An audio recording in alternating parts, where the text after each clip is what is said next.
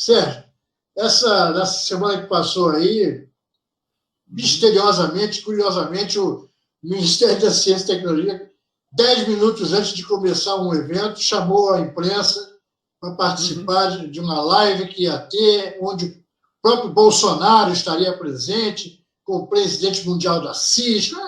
Era um negócio assim, top de linha, entendeu? Mas ninguém estava entendendo a que cargas d'água era esse evento, mas todo mundo foi convidado. E aí acabou que o Bolsonaro não apareceu para variar. Até porque não sei nem o que ele estaria fazendo lá, porque não é bem a praia dele. Mas houve esse acordo, houve um acordo, um anúncio de um acordo, que ninguém viu a cor do texto até agora. Eu estou até tentando pedir por lei de acesso à informação, que acho muito difícil, o Ministério vai ceder esse texto. E aparentemente ficou muito claro de que a Cisco assumiu o controle da estratégia de transformação digital do Brasil, do governo Bolsonaro, e não se sabe exatamente que contrapartidas a empresa terá, entendeu? Por ter acesso a toda a base de dados da comunidade científica, por exemplo, é uma das partes do acordo, que também a parte toda de cibersegurança que eles aqui vão fazer. E lá na frente a gente sabe que tem o leilão da quinta geração da telefonia móvel, que a Cisco não tem frequência, não, pelo menos ao que se saiba, não tem equipamentos para operar nessa frequência. Estaria muito mais provável para a Huawei do que para ela. E tudo indica que pode haver aí uma guinada de decisões aí da Anatel futura. Qual é a tua avaliação desse acordo? O que você entendeu desse acordo, Sérgio? Queiroz, deixa eu te falar. Bom, primeiro, obrigado aí pelo convite. E segundo, o que eu li da nota que está exposta no site do MCTIC, só o que está escrito lá já é suficiente para que nós possamos rejeitar esse acordo, né? Só para você ter uma ideia, na plataforma de monitoramento do Sistema Nacional de Ciência, Tecnologia e Inovação, que eles dizem que vão criar, está escrito ipsiliteris o seguinte: a Cisco vai trabalhar junto com o MCTIC no desenvolvimento de uma plataforma digital inteligente para dar suporte ao monitoramento e gestão e definição de políticas públicas no país. Eu vou parar só nisso. E aí eu queria dizer o seguinte, isso não pode ser feito sem licitação. Nós estamos falando de construir uma plataforma com inteligência artificial.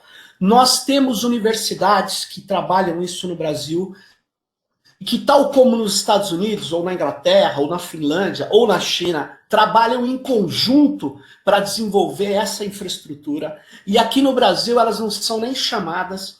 E o governo prefere o MCTIC fazer com uma empresa que é norte-americana, que não irá nos entregar absolutamente nada do que necessitamos. Ela desconsidera empresas brasileiras, principalmente startups, que têm condição de atuar em relação a isso. Ou seja, isso é uma agressão, e do ponto de vista da nossa estrutura jurídica, é completamente ilegal. Eles não podem fazer uma plataforma escolhendo uma empresa, sendo que temos várias outras, insisto, isso deveria ser feito com empresas nacionais e com universidades brasileiras. Isso está sendo desconsiderado. Por quê? Porque a minha avaliação é que o MCTIC foi chamado a fazer isso, caiu na Conversa, que é um projeto mundial da Cisco, para enfrentar efetivamente a Huawei e para que possa reposicionar os norte-americanos, né, e a Cisco nesse contexto do 5G. Agora, eles não podem fazer isso de modo ilegal. Nós não podemos aceitar tamanha ilegalidade E também não podemos aceitar que nesse momento onde o Brasil precisa avançar no conhecimento de tecnologias de inteligência, a gente fique completamente submissos a uma empresa norte-americana. E vou dizer mais, do ponto de vista da cibersegurança, a Cisco diz que está muito preocupada com ataques cibernéticos nos ambientes digitais conectados. Pois bem, eu queria só rememorar aquilo que o Snowden nos trouxe em 2013 e que não foi resolvido. E que, inclusive, os Estados Unidos não parou de fazer, que é efetivamente o monitoramento global, inclusive de autoridades. Então, o nosso, vamos dizer assim, grande invasor de contas de autoridades brasileiras chama-se NSA. Essa que é a verdade.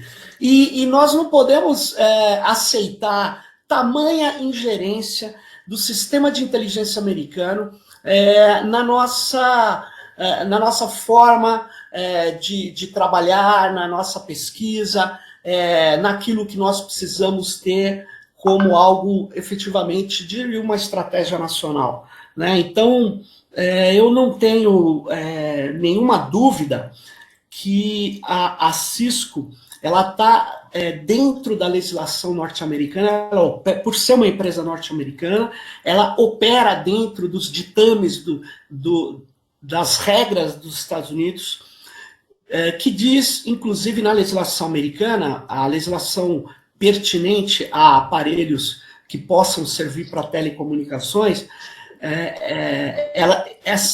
esses aparelhos eles devem sair dos Estados Unidos conforme as normas implícitas ou escritas no CALEA.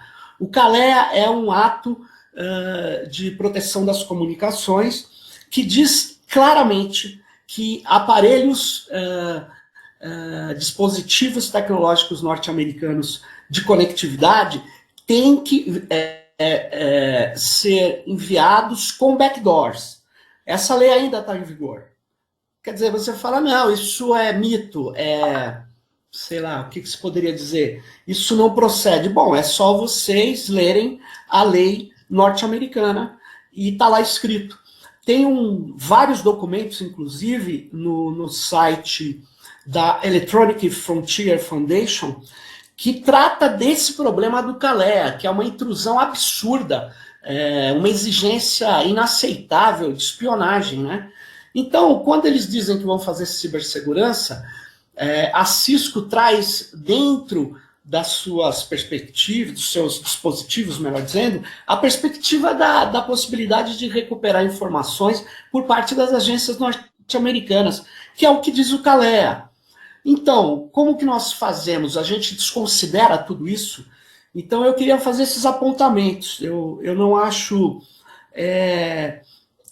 aceitável, por exemplo, que esteja feito um acordo de monitoramento, inclusive das pesquisas das universidades, sem consultar um único reitor, sem consultar as associações de pesquisadores.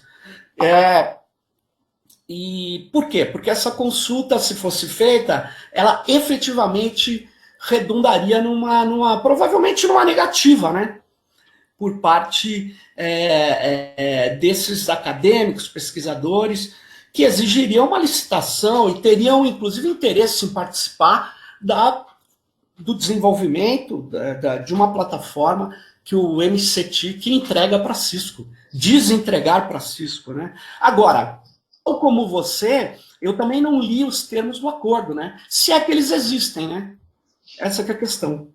Pois o que foi mostrado para todo mundo no dia do evento foi um protocolo assinado lá, um memorando de entendimento, sei lá,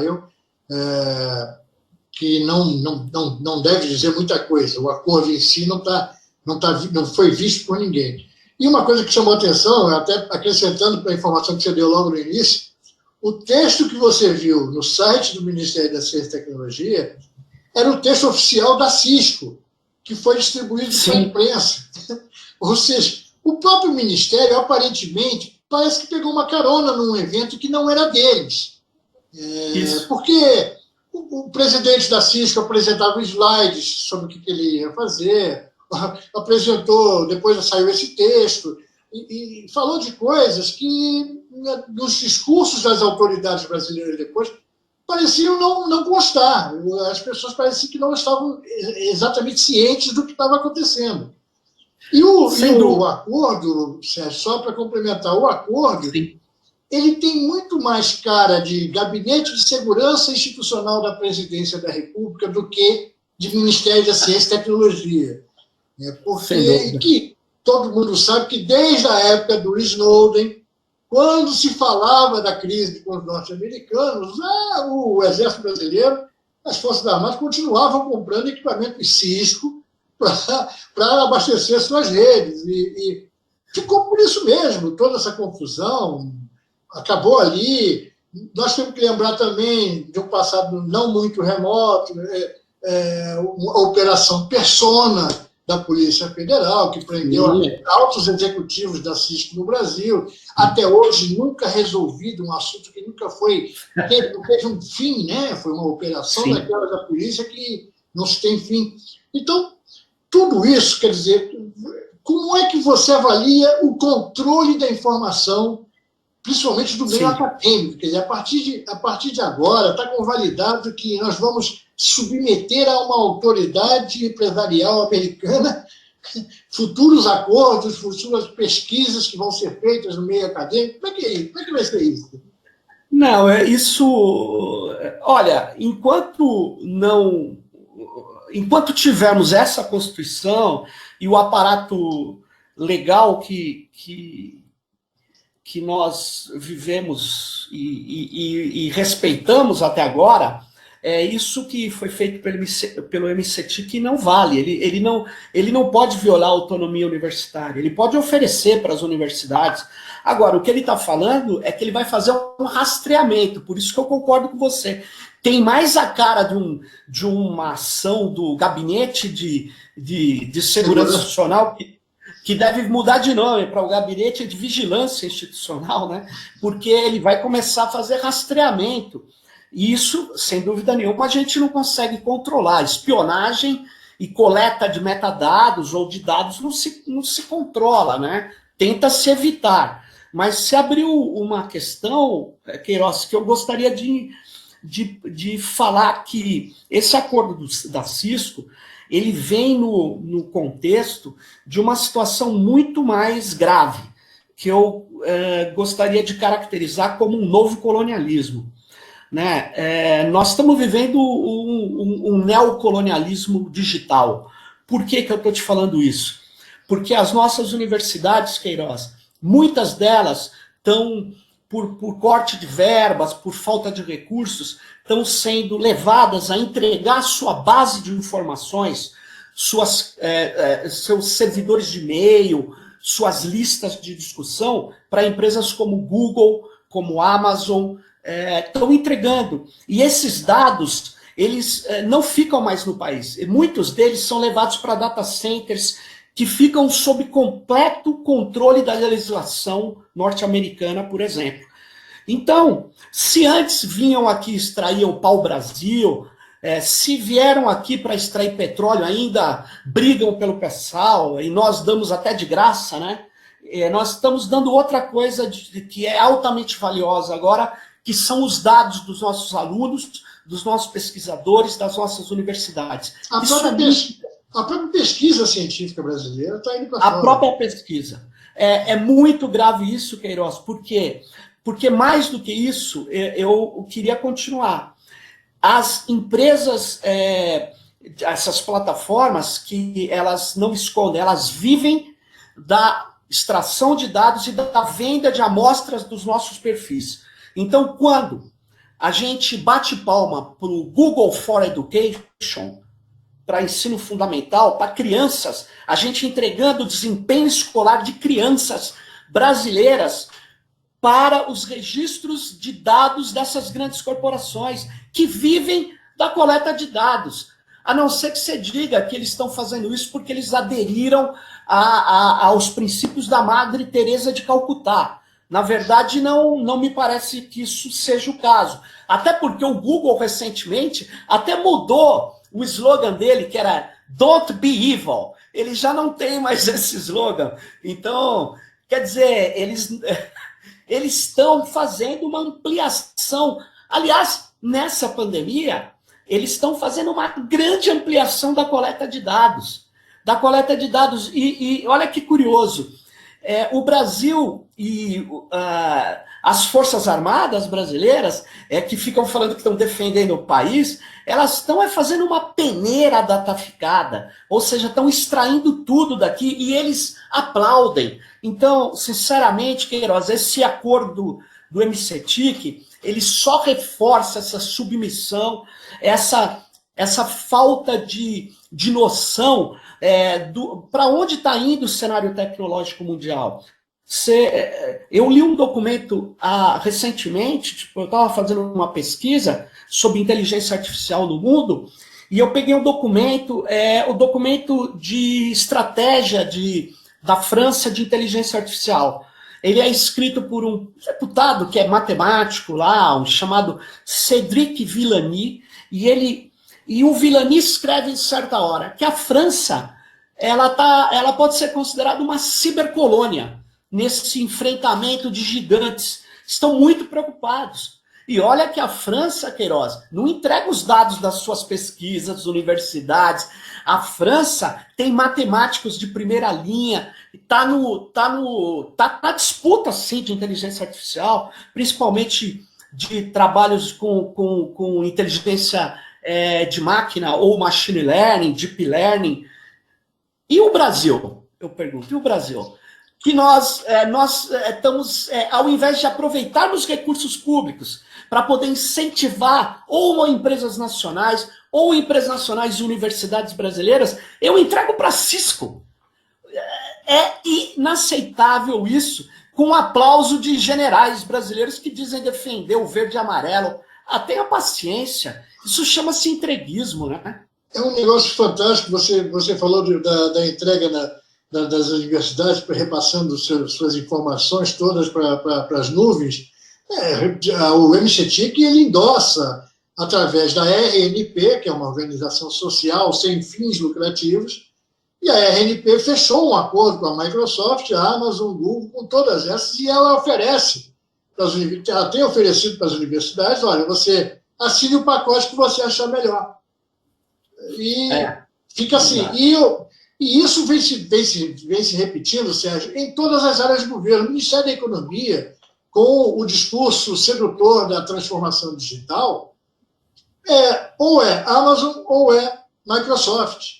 Ao ponto do Serpro estar vendendo agora um serviço, um aplicativo de serviço de consulta a CPF, no marketplace da Microsoft, no Azure. Que é um negócio fantástico. Outro dia que eu vi um rapaz da área de segurança no LinkedIn, mas como é que pode, não sei o quê, o Serpro está usando os nossos dados para dizer, não, quem está usando seus dados está usando há um tempão já e com autorização da Receita. Primeiro.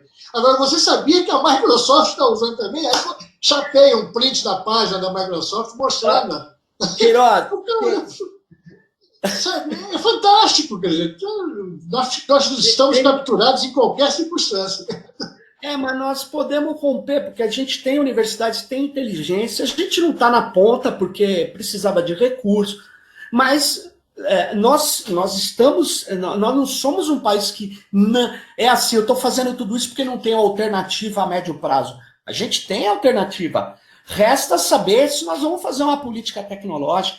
Então, eu acho que nós precisamos denunciar isso, nós precisamos chamar o Tribunal de Contas a refazer o princípio de economicidade. Eu tenho ido em reuniões dos tribunais de contas de vários estados e tenho dito, se os dados são um elemento, um ativo de grande valor hoje, os estados não podem entregar os dados da sua população, muito menos dos servidores públicos, das suas universidades, em troca de interfaces, em troca de de dispositivos que valem muito menos que os dados que essas corporações vão recolher. Nós não podemos fazer isso. E olha só, como que chama? O SISU desse ano, do início do ano, você acredita que eu entrei no site do MEC, Queiroz? Estava lá uma nota da Microsoft, o site do MEC, divulgando uma nota da Microsoft dizendo: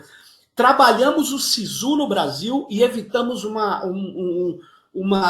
vários erros, melhoramos a performance, porque rodamos com capacidade de ampliar o número de servidores, ou seja, rodaram lá na Califórnia, ou sei lá, nos Estados Unidos. Ou seja, nós entregamos, Queiroz, dados da avaliação dos estudantes brasileiros para a Microsoft.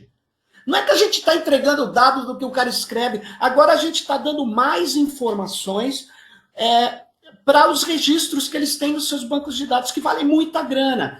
Então, eu não acredito que nós possamos aceitar isso. Eu acho que existia muita ingenuidade, muita falta de conhecimento em muitos tribunais de contas, no judiciário também, mas eu acho que nós precisamos começar a acionar, a divulgar, a esclarecer o que está acontecendo. Esse novo colonialismo, que é baseado em dados, ele é inaceitável porque ele atrasa o nosso desenvolvimento.